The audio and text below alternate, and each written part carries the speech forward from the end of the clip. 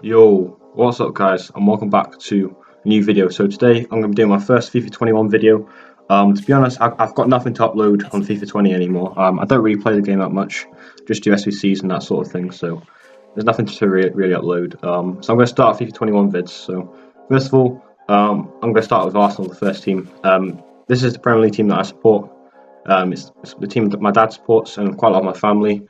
And yeah, I used to live quite near to the training ground in London Colney. I lived like a few miles away from there, so I've got a bit of connection to the team, of course. I do support a National League team as well, but yeah. So starting off, we've got two absolutely fantastic goalkeepers. Two fantastic keepers here. Like, a lot of teams don't have one good keeper, but Arsenal have got the luxury of having two excellent keepers. So we've got Lemme, definitely deserves an 86 in my opinion, been fantastic, played the majority of the season. Obviously got that injury against Brighton, so he had to go off.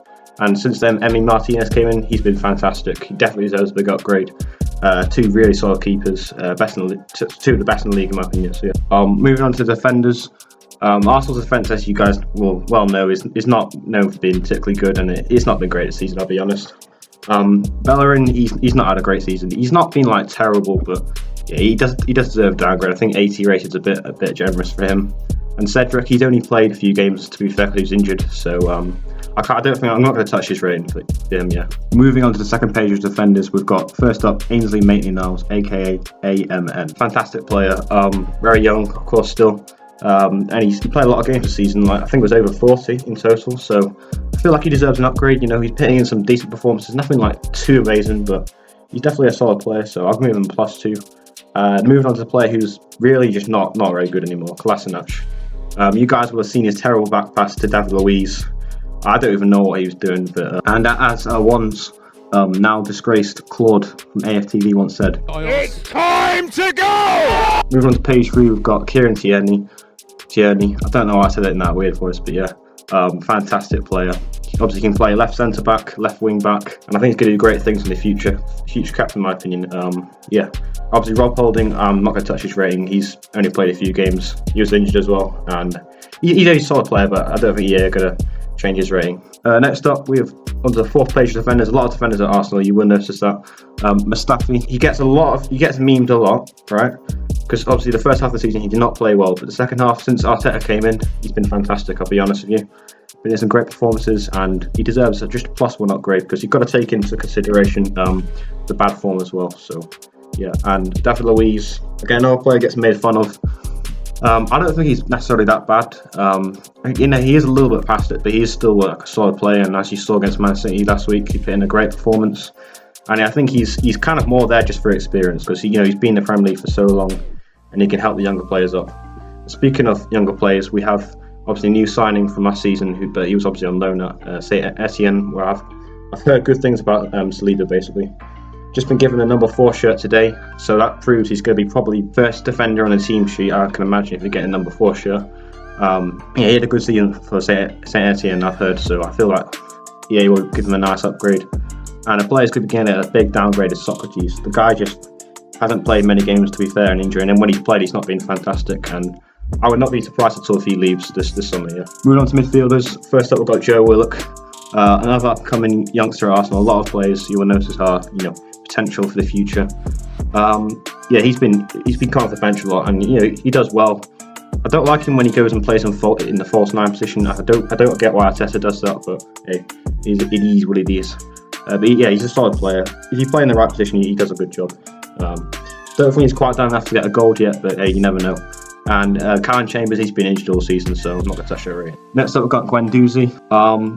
Now, we all know, obviously, he had a big fallout of Arteta because of the bust up at Brighton.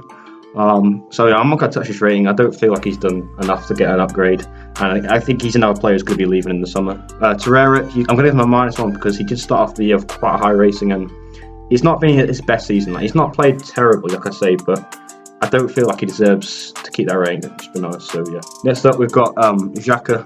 He's another very similar to Mustafi. He had a poor start to the season. Obviously, he had that game where he obviously threw off the captain's armband and stormed for the pitch. Obviously, a lot of people criticising him for that. Since then, he has bounced back. That's been sort of put to the past, and he's played very well. I don't think he's done quite enough to deserve an upgrade from 81, but 81's, it's fine for him. Now Mesut Ozil, he's gonna get a big downgrade. The guy's just not played enough. Like, the guy's a club legend. Like, he's had some great seasons in the past, and got a ton of assists and that sort of. I just don't feel like he deserves to keep that rate when you don't play. Like, Arteta's not even putting him on the bench these days. So I don't know. Next up, we've got the attackers. You've got Nicolas Pepe starting. Didn't have a great start to the season. It took him until January to obviously break his duck and get his first goal. But since then, he's been decent, to be fair.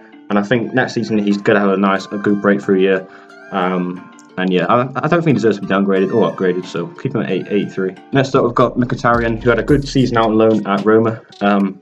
It's yet to be seen whether he's actually going to be playing many games next season, but I feel like EA will probably reward him for his good loan spell with an upgrade. Now moving on to potentially one of the biggest upgrades on FIFA 21, Bukayo Saka. What a player, by the way. Just been given the number 7 shirt today. He is the most promising youngster at Arsenal, in my opinion.